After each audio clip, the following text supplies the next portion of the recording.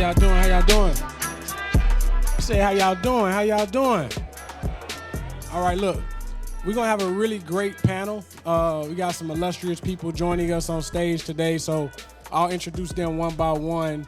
And matter of fact, I'll make sure we get my friend Danielle first. So, I'm sorry, y'all. I'm getting straight to it. So, as I mentioned, Derrick Strozier, Vice President with JP Morgan Private Bank here in Houston. Glad to be a partner with HEIST Agency putting this together. Let's give a round of applause for HEIST, David Anderson, Lori. Thank you, guys.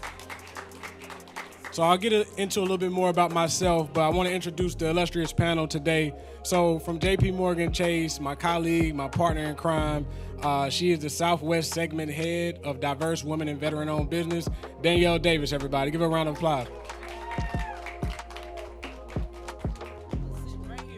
All right, and next, I'll start ladies first. So all the way from New Orleans, we got portfolio manager, CEO, Tara Carter Hernandez. Give her a round of applause.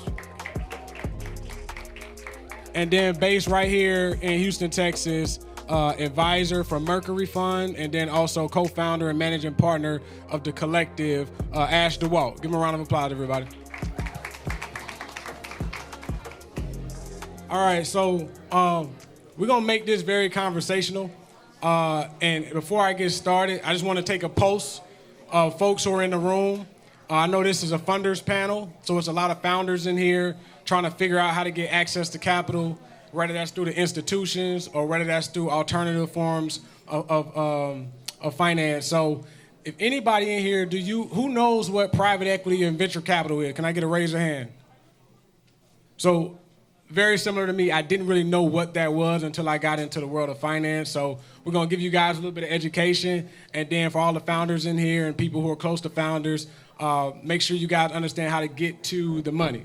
So to start it off, I wanna start with Danielle, because I think everybody is at least somewhat familiar with traditional access to capital, and that's through financial institutions as you're a founder. So Danielle, can you talk a little bit about your background with JP Morgan Chase, and then also talk about how financial institutions like a JP Morgan Chase look at a business owner, look at a founder, and determine their ability to be able to loan out a line of credit?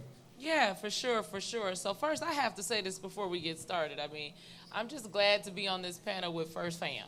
With First Fam. So my brother here and then my soror over there. So that just is something I had to say before I got started. But anyway. Amen.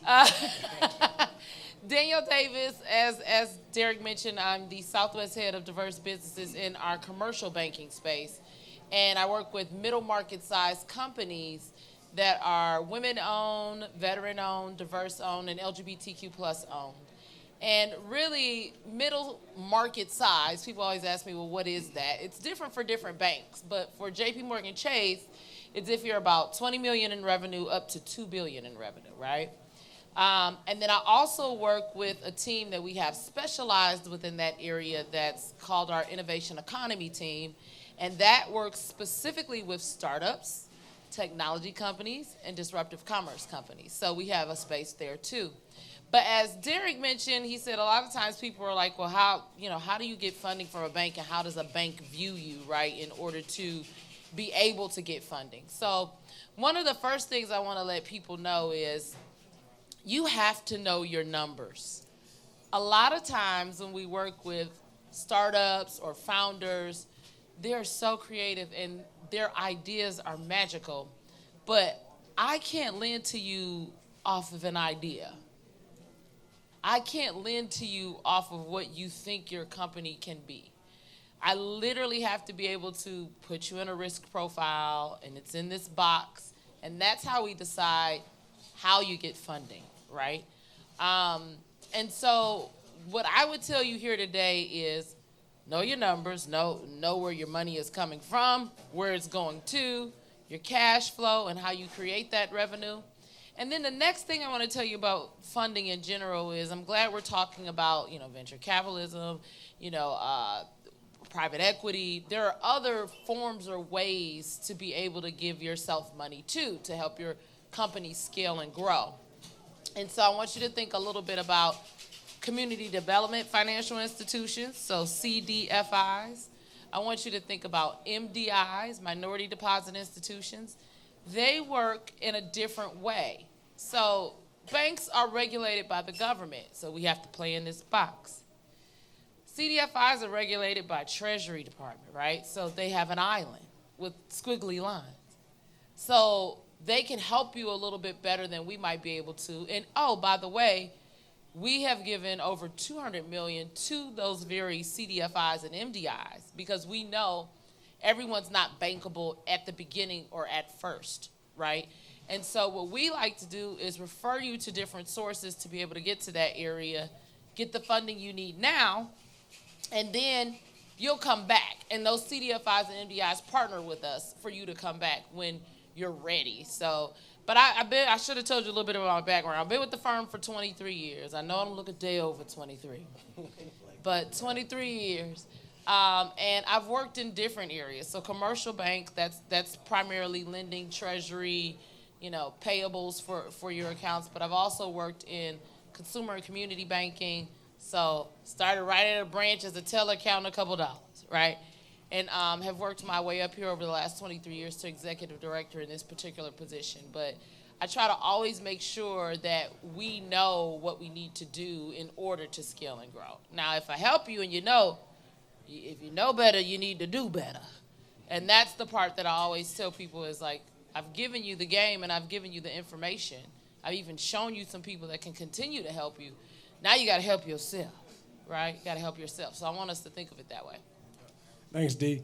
And then one thing I do want to touch base on, especially as it relates to everybody in this room and people who all founders and all companies aren't the same, right? So a lot of times we come to financial institutions, to banks, and we say, hey, well, I'm doing hundreds of thousands in revenue, I'm doing millions in revenue. Why can't I get access to a line of credit with you guys? Like, is it because of the way I look?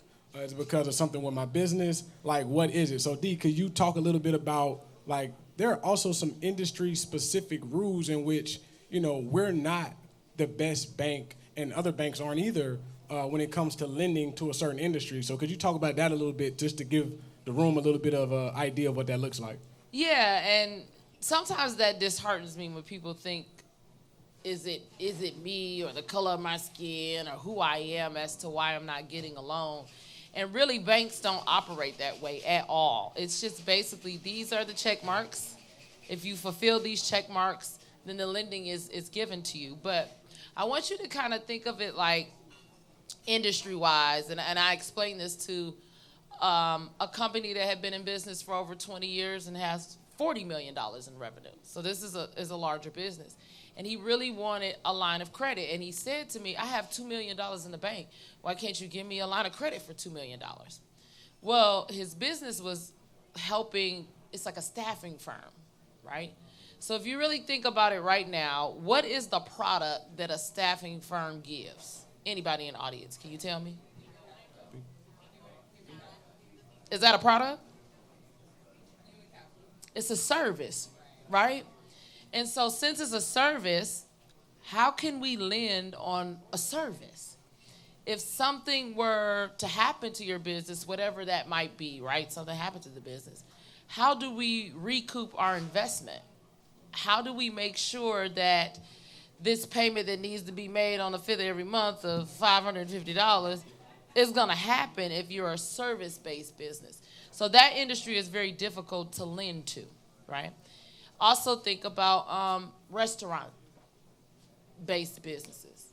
What is the product? A hamburger, a french fry, a taco, whatever it might be. You can't pay us back in that if something were to happen to the business, right? We're not going to take the hamburger. And that's the thing. Those industries are difficult to lend to. There are other instruments we can help with, though, to help those companies, but it's just difficult to lend in those particular industries. So think like food, service, those are difficult. And so a lot of times I do refer out to specialists that I've met throughout trying to connect you to our ecosystems and resources, right? Internally and externally, that do lending for these particular types of industries that can help. So But yeah, so a lot of times it's that. Gotcha. So I'm going to shift a little bit, talk about my background, and kind of segue into my other two panelists. So as a private banker with JP Morgan, I don't know if all of you guys are familiar with private wealth management, but private wealth can be billions of dollars. It could be millions of dollars.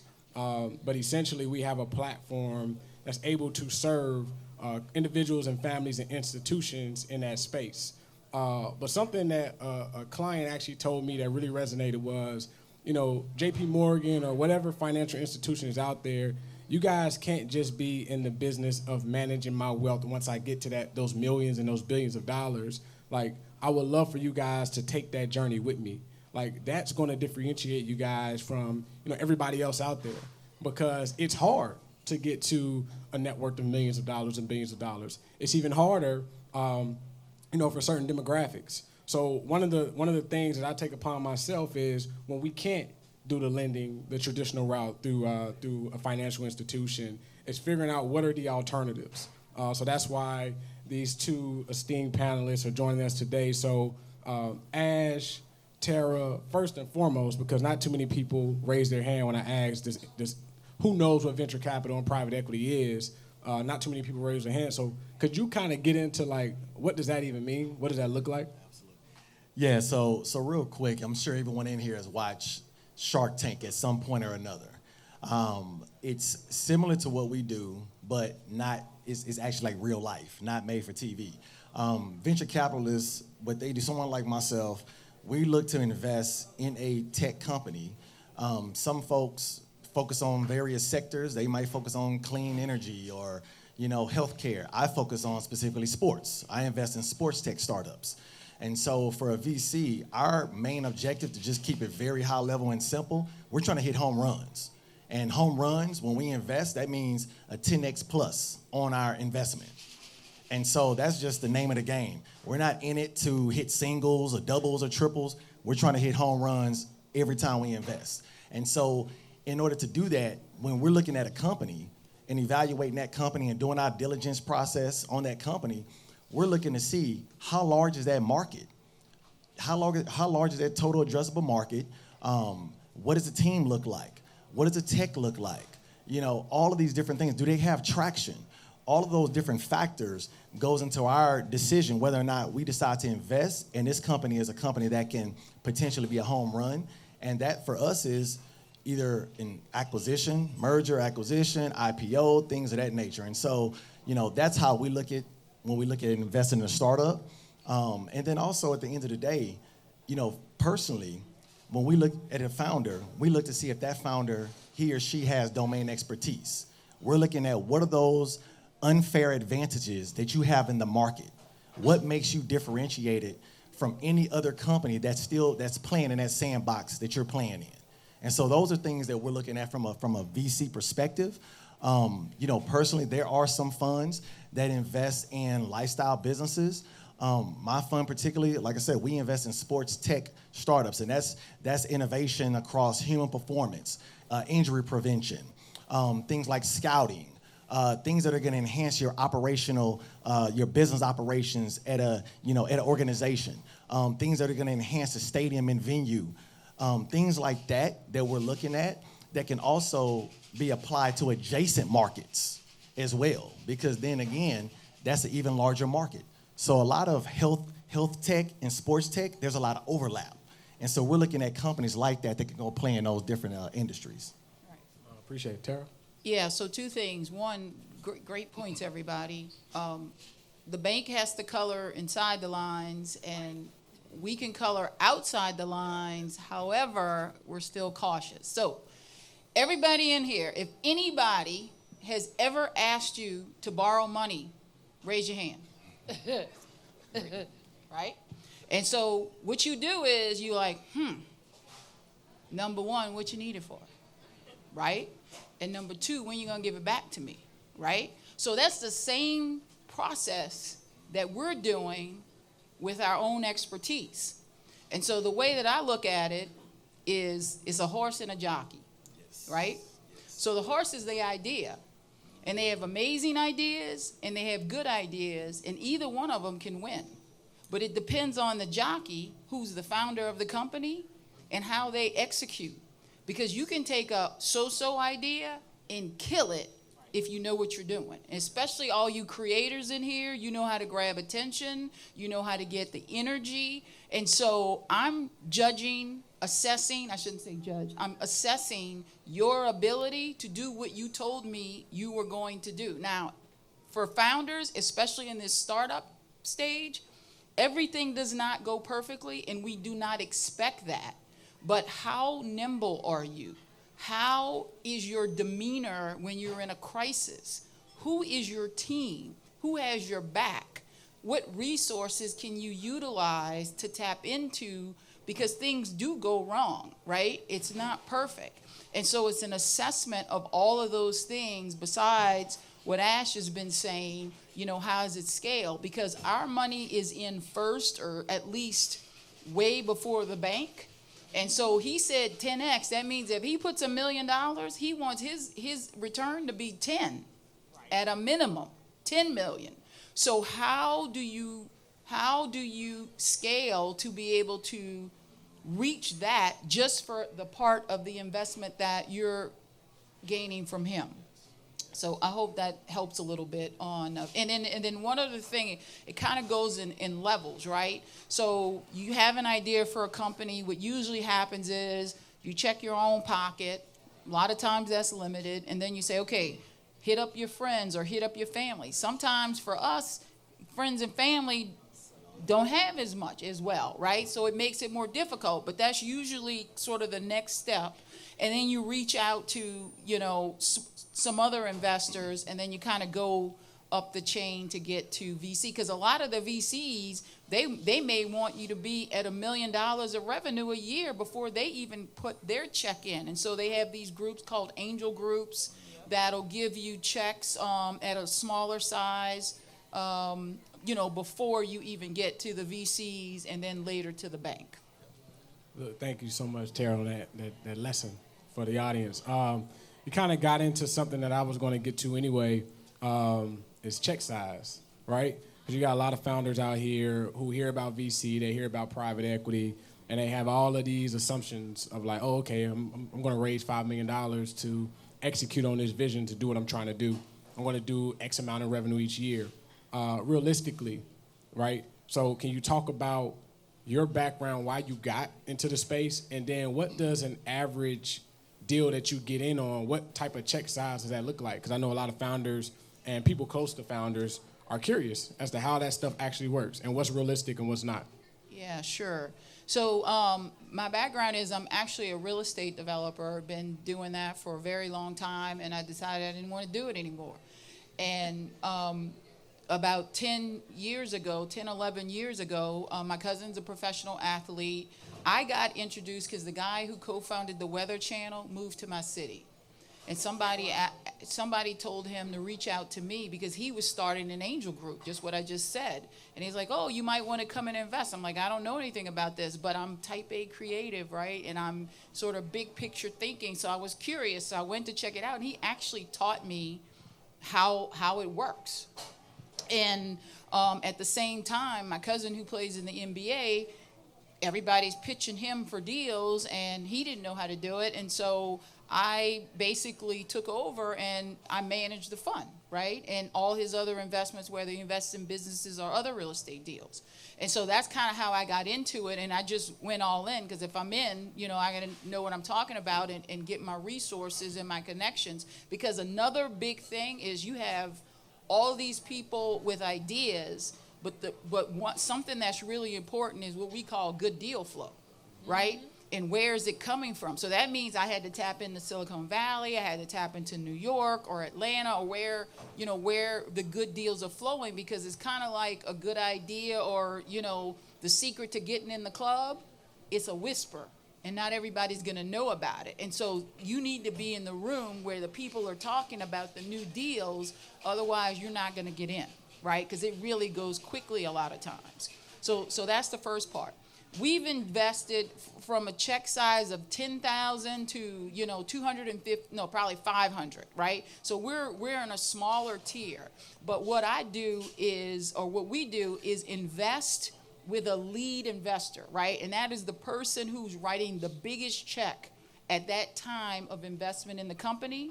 And I am also part of that vetting process is who is the lead and what do they bring to the table in alignment? Because guess what? All money's not good money, right? And so you need to be very particular about who writes the check into your company, because you're about to get married to them. And they're there. And so you want to also know what's their demeanor. Like, what are their expectations? How, or what are they bringing to the table? Are they able to align me with picking up the phone and getting me access to 10 people? Or do they have some domain expertise where they can, they know about the sports industry and they can bring that? So if I don't have that as the lead and where that alignment is, because I'm betting on them to kind of be the day-to-day assistance, I can add value where I may or may not have expertise, so I don't have to have as large of a check size.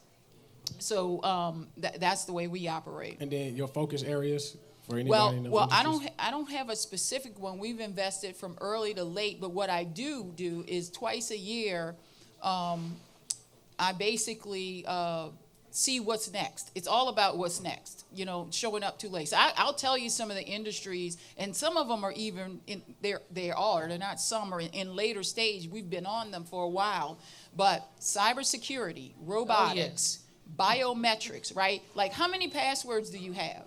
And how many do you remember? Right? So that's why they're going to hands, fingers, thumb, eyes, and face, right? That's the next thing. And so I'm all the way there trying to get into the companies working on that. I mean, they're robots that you don't even have to program. They basically watch and learn, right? So I'm trying to 3D printing. Yep. They even do it for dental work. All kinds of things. They're Adidas sneakers that are 3D printed soles. I have some. Yes, the 4Ds, right? Yeah. Yes, exactly. So but that is utilized for all types of platforms. And so I would just say pay attention, because there are lots of things going. I mean, I'm gonna say this person's name in so many things. I mean, people, do you know that there are tunnels under the Las Vegas Convention Center in California? Elon Musk, he has them there. He's been having them there. The Teslas can drive through them, and so start paying attention to all of these things, because all of the ideas are usually started because there's a problem and something that's aggravating you. And so something where you have expertise, you have a competitive advantage that the bank is looking for, and that Ash is looking for with the sports, because you have a unique perspective on it and something. And so that's what you should utilize. But also there are ways to collab with AI and other things. One other thing, because I know I'm talking a lot. On the AI thing, Van Jones said there are 5 apps AI related that you need to know. And he, in order to remember them, y'all all know Chat GPT. He said Chat GPT and Mrs. G. M is for Midjourney, R is for Runway, S is for Saba, and G is for wait. I'm gonna get it because I'm getting senior here. I can't even tell y'all what I was laying up, right? Gamma. And it's music, it's video, it's artwork. But y'all need to know, because you can put that in all, like, if you can save time. Like putting Chat GPT. I do HR. What kind of content can I have for the next 10 months to put on social? Boom, it's gone. Just give it a little more information. You got to outline. Then you massage it and do however you want, but save yourself some time and be a little bit more strategic, because I think that'll be helpful. Thanks, Tim. Amen. Ash? Yeah, so great stuff. And, for y'all in here, I'm going to tell y'all like this. I'm originally from Port Arthur, Texas. I'm sure y'all heard of UGK, the whole nine. Yes. I moved to H-Town. I'm a product of the SWAT, Mo City. I'm going to tell y'all now, like, if I can do it, y'all can do it too. I went to Elkins High School in Fort Bend. I made every grade in the alphabet, okay? But one thing that I had about me was I had that dog in me. And that same dog that I have in me, I can see that in founders. I'm always trying to find out, what is your why? What makes you different than the next person? My journey in sports industry, I was a student at U of H, 21 years old. I didn't even know at the time that what I was doing was a management consulting. I just wanted to be in the industry. So I came in the industry through entrepreneurship, and that was focused around brand marketing and strategy. I just so happened to link up with some pro athletes here in the city. One of those guys was one of my fellow classmates at U of H, a guy named Stanford Rout. From that point, my second client was Ray Lewis. And from that point, it was a snowball. I started working with Deontay Wilder, Daniel Thomas, and Hines Ward, all these different guys. Did that for 10 years early in my career, in my 20s. And then about 30, I got a call from Kevin Sumlin. He heard about the work that I was doing with all these pro athletes building their brands. He reached out to me, took a trip down to College Station. Just so happened they had Johnny Football, Mike Evans, Ben Molina, all these guys on the squad. I happened to be in the right place at the right time. What I didn't know at the time was I was creating a blueprint for college football recruiting back in 2012. Everything that Texas A&M was doing from a marketing perspective, recruiting 4- and 5-star kids from Louisiana, Texas, East Texas, I was creating the marketing strategy behind that. That's what led me to then working with University of Houston men's basketball program, Kelvin Sampson, for 5 years. From the time they was complete, nobody was even talking about U of H basketball. I was working with them from that time until they became a perennial powerhouse. My point is, I was getting all these reps in that prepared me for the day. And so I was building up my personal brand and doing the things that I needed to do to make myself differentiated from any other fund manager in this country. And so what I mean by that is, on top of me working with those talent brands and properties, I then got a call from brother by the name of Preston James 4 years ago. He's a founder of a nonprofit organization called Div Inc. based out of Austin that expanded to Houston. I took a risk. Everybody thought I was crazy because I was pivoting. And I was pivoting to work with founders of color, women, Black, and Latino founders in a startup ecosystem. I wanted to do something that was going to be impactful, necessary, sustainable, and meaningful in my city. And so I took that risk. That put me on a path to becoming a VC. Why? Because in this country, I lead one of the top accelerators in the country. 2 companies that we've had come through our accelerator program was on Shark Tank. Yep. I'm the managing director of that. And so what that did, that put me on a radar for the top venture capital fund in between East and West Coast here in Houston called Mercury Fund that has $1 billion plus assets under management. They were looking at me and saying, man, this guy knows how to pick them. I didn't go to Harvard. I didn't go to Ivy League. Like I said, I went to UH downtown. And my degree, I was on a 7-year degree plan. So like I said, when I say, if I did it, you can do it. And so I didn't know, you never know who's watching you. That's right. The partners at Mercury Fund, Heath Butler, Blair Garou, I got a chance to build a relationship with these guys for 4 years. And they saw that I had domain expertise in the sports industry. Then they saw, damn, this dude got all these athletes. He bringing up Carl Lewis and all these different athletes up to the office. They like, damn, who else do you know? Okay, well, you check the box because you have a lot of friends as high net worth individuals. Okay, so yeah, we're gonna help you stand up this venture fund, and we're gonna get behind you and provide you the whole Mercury platform. And on top of that, we're gonna come on as your partners because you're an emerging fund manager. So we know we're all about signaling and optics. And so now when I go in the room and I talk to an LP, a potential LP, and I'm like, or they ask me, well, what is the relationship with Mercury Fund? Well, Blair Garou, Heath Butler, these guys are all my partners. And my office is at Mercury. They're incubating me and another brother named Zach Ellis that has a fund. And so, make a long story short, you got to be able to check the boxes. When I became a fund manager, I wanted to make sure that anybody I spoke to, there was no stone unturned. Because my entire 20-year career, working with talent brands and properties, the Nikes, Adidas, et cetera. Then started working with startups. I was working with sports tech startups for 6 years. Then I started leading one of the top accelerator programs in the country, the top one for sports tech startups. And now the next evolution is me becoming a fund manager. And so I'm saying it to say, y'all, that you have to, it's a process. And you have to love the process, trust the process, but most importantly, fall in love with the process. And so at the end of the day, you know, for me and what we do in terms of check sizes, we not only invest in sports tech startups, but we also invest minority stakes into pro sports teams as well as leagues. So we made 4 investments to date. Some of y'all might have heard of Sale GP. It was a big press about it a while ago. Issa Rae, Kayvon Thibodeau, all these top tier celebrities were in the deal. Well, to your point, when you talk about deal flow and being able to be in a room, I was able to get in a room and prove my strategy that I can be on a cap table with Issa Rae as well. And so those are the things that differentiate me as a fund manager when I talk to LPs and they want access and deal flow. And so our check sizes, real quick, $250K to $500K.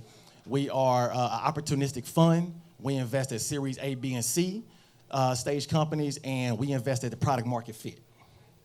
Thank you. We right on time too, so perfect, Ash. I appreciate that.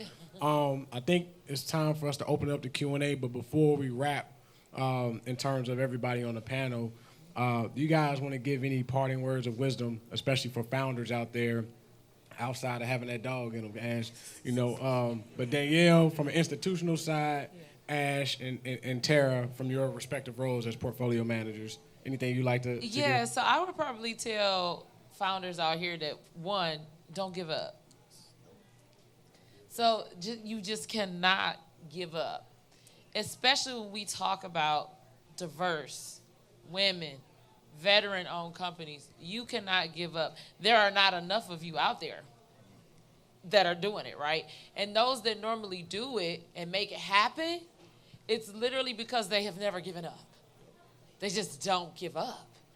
And the other thing that I would tell you that's extremely important, and I had another company, 20 plus years in business, 60 million in revenue, diverse-owned, women-owned, ask me, what's the difference between like companies that are diverse, women, veteran-owned, and companies that are not? Like, why are they more successful than us? I said, for one, they're not more successful than you. That's the first. Quit the imposter syndrome. The second is it's 2 things that they have that you always want to get, and most CEOs don't spend a lot of time doing. The first one is resources. They have the resources, right? And they connect in order to get the resources. The other thing they have is they have the network. And so a lot of times I feel when we talk about diverse founders, they're really, really busy doing the work.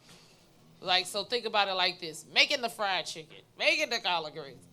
No, I want you to start thinking about how can I help myself develop for the business. So how can I go business develop? How can I meet more people that can help me with what my goal is? And then once you kind of really get great at that, think about how you can replace yourself with a business developer, and now you become the brand that people see of the business. That's what I've seen for very successful businesses that have scaled and grown. So that's what I'll leave you with.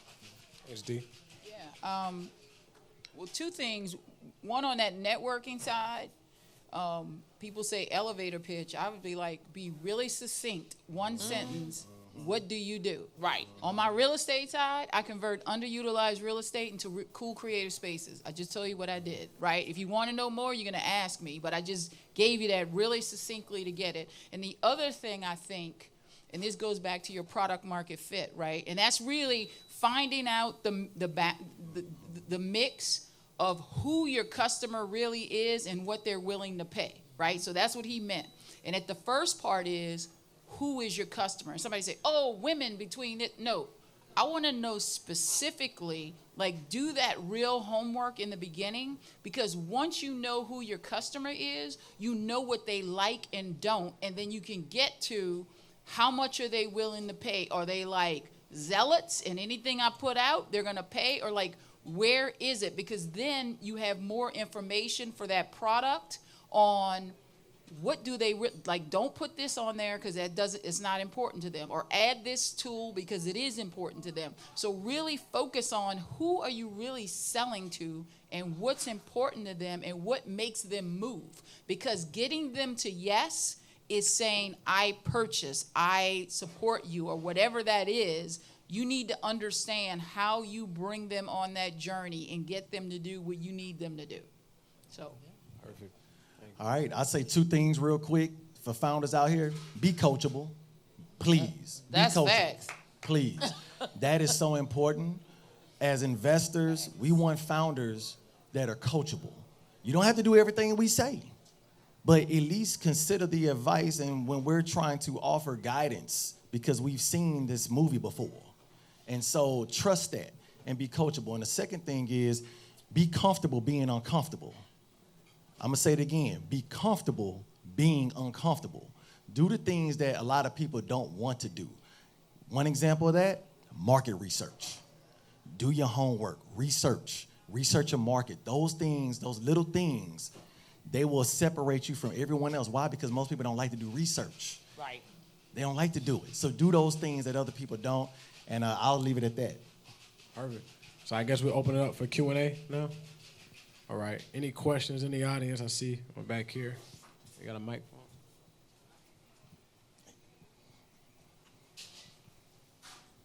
Hey, so my name is Michael. So in short, I'm building a media company that sells real estate. So I'm a residential realtor, but also do a podcast, do social media content. And so the goal is obviously to be able to build up the media arm, and then we'll attract people and then, sell the real estate that way. So what are some things I need to be thinking about now to be investable in the future? So you mentioned being able to have a product so that basically have something to hedge the investment on. So podcast content, those are technically services, so they're not really technically something that's an asset. So there are things that can be thinking about now to create some kind of an asset, if that makes sense. I'm what's the end game? What do you want your customer to do? What do you offer them advice, I guess, on the podcast or some experience, right? You're interviewing people, whatever, or you may just be talking. What is the action you want them to take? What is that? To buy the real estate. Okay. All right. You just have to figure out the journey and how you're going. Are you a broker? No, I'm just a realtor. Oh, okay. You're licensed. Yeah. I see. So you just want them to come to you to basically be able to rep them. Yeah. You just need to show them the journey, and it's all about trust on that, right? They trust you, not only that you know what you're doing, but you have the resources in the relationships to make that process really smooth. The appraiser, who the title company, all the components, you're able to put the package together and make it as smooth as possible for them. That's what I would think. Okay. Yeah, hope that helps. Yeah. Good afternoon. I'm Chase Sloan. I help tech and healthcare professionals buy real estate in Houston. My question comes kind of twofold. You mentioned that it's hard to lend to a service, which is what I offer. And even when it comes to resources to be able to scale that service, I'm finding a chicken and an egg. Now, something that you said is okay, well, who are you marketing to? Who is your audience, and what's that product, especially as it relates to transitioning, because you talked about that. Mm-hmm. So my question is, how is shoot if it's plastic? If you as a business owner that sells real estate, that even with my team, it's still the people that create the products. Where do we fit in a support capital? So what I see in the industry is a lot of times service-based businesses do well with contracting. So working with corporations for a contract, or working with the government for a contract that wants your services. Those are the businesses that I see do extremely well when it comes to scaling and growing. So I want you to start thinking about contract. And I want you to start thinking about what companies or corporations or government can I work with, whether that's local, federal. I always tell people this too. I ask them this question anytime they say, I want to work with JP Morgan Chase, right? I'm like, okay, well, what other banks have you worked with? They never can tell me one. And I always ask them, so for me, when I hear that, I think, man, do you know how many regional banks there are? How many local banks there are that you could go to first to build up your business, and then you can come to me and literally say, I've worked with this bank, this bank, this bank, this bank, this bank. I think of you a little bit differently now. Let me get you connected to global supplier diversity in order to see if we're able to buy your services. So I want you to start thinking about that. It's more corporation contracts, government contracts too, for service based. I had a question. I think Ash. Oh, I'm sorry for the lady at the end. Oh, right? Tara. Yeah, I had a question. You said knowing your audience as well, and I heard you say AI. In terms of AI, what ways are you using AI to help pinpoint your actual targeted audience? Since you want us to help, like, cut down the time, what ways are you doing? Sure. And I did have another question for Yeah, you too, okay. but that's the first question. Okay, my business is a little trickier, but I'll tell you how I'm using AI too. For my real estate side, I eat what I kill. So if I don't come up with an idea to build an office building, an apartment building, or whatever, a hotel, doesn't happen, right? So I have to initiate it. But once I get to that, there are things I can do. But I utilize from the creative side, Midjourney, right? It helps to create images.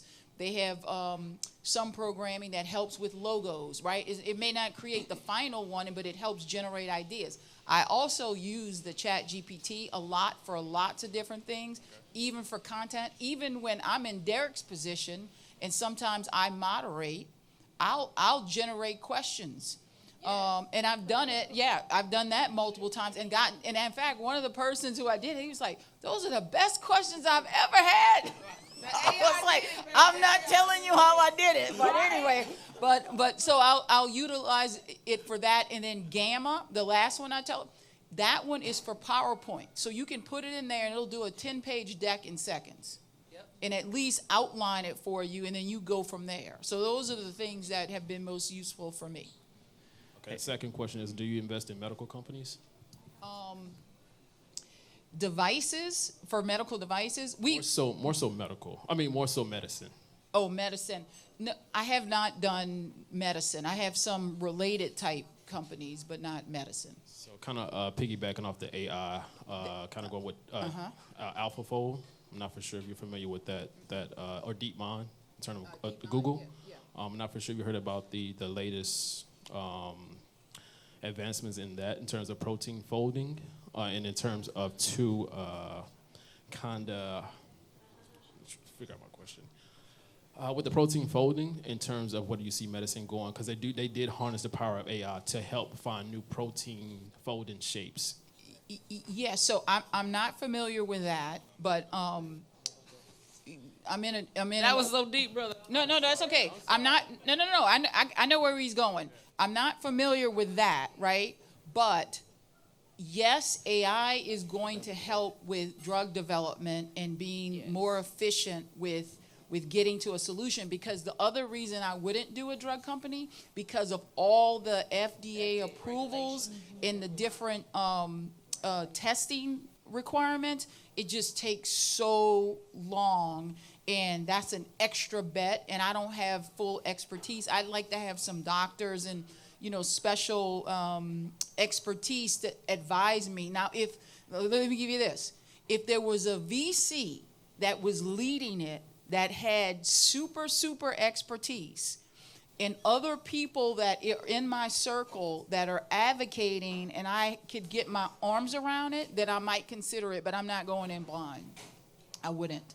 Right, yeah, I got one more question for you. Sure. In terms of real estate, right? Have you looked at real estate in Memphis, in terms of Elon Musk with the new XAI that's coming there? So my cousin grew up in Memphis. We have about 5 operating businesses there. And yes, I've looked at real estate deals. We've just never been able to close them. I mean, I was really close to something, if you know Memphis, on Main Street. I mean, right where, because remember, I'm big picture, so I see it coming, right? And then we didn't close, and it was like the month before COVID because it had environmental issues.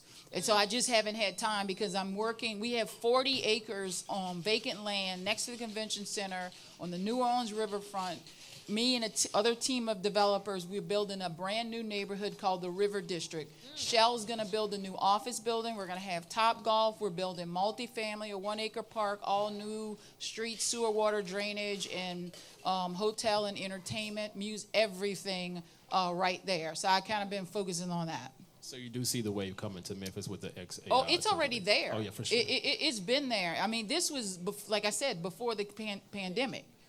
We were doing that, but it's already there. But yes, with his interest there, look, I'm gonna say this on video, but y'all should just watch what Elon does, right? He has multiple personalities, and you just need to understand what you're dealing with.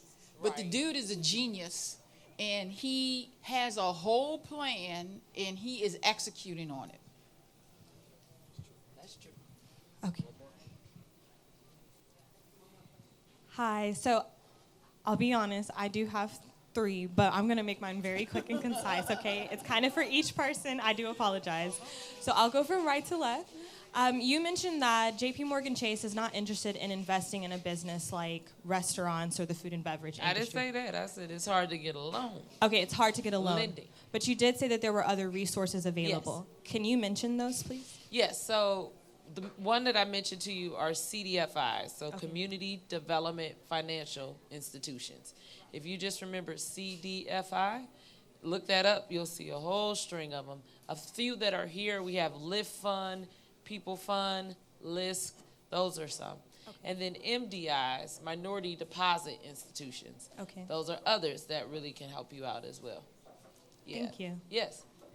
And then next up for you, so you primarily invest in sports, right? Are you seeing any technology in regards to the medical side of sports, so like sports rehabilitation as well as nutrition? Yeah, so there's one company. It's called Plantiga, and they are. Oh, we're in it. Wow. Okay, we need to have some conversation. That wasn't planned. Yes. So that's a company that I'm really excited about. I think they were just in an NBA Launchpad recently. And, so they're already using their technology with the NBA players to optimize their performance and really focus on injury prevention. Okay. And so that's just an example of a company that's in that space that in my opinion, has that crossover into healthcare. Okay. Yeah. And then we're actually in some other from the sports nutrition. There's a company called Good Sport. Okay. And they take a portion of basically a byproduct of milk. Wow. And have their own, like a Gatorade, right? But it's a lot more nutritious. And then we're in another company called Orgain that is a powder. Y'all may have seen it. And they make different types of protein drinks. Lovely. Mm-hmm. And then my question for you, because you are heavy in the real estate side, so you know how they always say Starbucks is not a coffee company, it's more so of a real estate company. I'm someone who is trying to launch a business that has 3 parts to it: agriculture, nutrition, and culinary. But the main goal of it is health. That is the drive behind it all. But I'm trying to make it palatable to, the average person who's not going to necessarily understand, their doctor's orders. It's wellness. It's wellness, yes. I started it off originally like, it's a medical concierge, but then I broke it down into 3 components. One aspect is a restaurant. The other aspect is, of course, like, I would say grocery, but more so like farm share aspect. I do want to incorporate more tech into it. Aside from it just being like an app and like recommendations, like I want to do something that's revolutionary that maybe farmers can benefit from as well as... Sorry, that was my alarm to shut up. But that farmers benefit from as well as average day people. When it comes to the side of the restaurant, I know that it's really hard to find funding for services as well as food and business industries. So I've been thinking, is it smarter for me to just start a hedge fund for like the real estate that I'm trying to purchase for the restaurant? Or is it wiser to just pitch it as the restaurant? Is my question? Yeah. Well, first of all, the real estate is going to be capital heavy, right? Right. So that's going to be the hardest to raise. So I would basically get your concept down. Right. Like, what is most important to all? Like the farmers may want some chain, I'm calling it chain of custody, and how the food is traveling through the supply chain. I don't Okay. know, but it's like every part. Like I would map out where the supply chain is, what's important, like most important, the top 2, 3 for each one of those categories, right? Right. How can you make it more efficient so that it flows, Okay. and through that, Okay. something's gonna bubble, right? Yes. Now, when you get to having all of that story, the story is now why you start the restaurant, right? And that's how you're connecting to your tribe. Love it. Like, and so get all of this, and this is like knowing your customer, like what they want, piecing it together, what's most important, what do they pay for, Right. and then that's how you now create community in this chain of restaurants that have this story behind it. Love it. Thank Okay. you so much. You're welcome. Thank you. I think that's it for the questions. So we're going to wrap it up. Lori, stick around. We got happy hour, music. Make sure y'all mix and mingle. And thank I y'all like for to coming get out. happy, so. Yeah. Thank y'all for coming. And it is listening. Friday.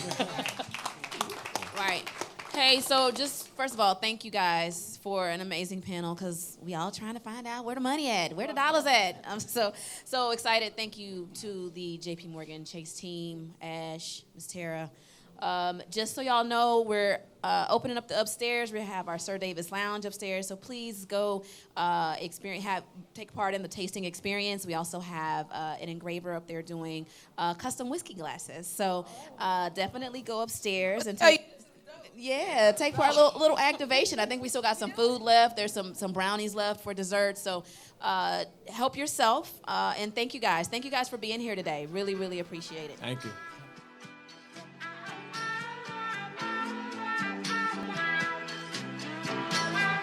I love it, Sergio.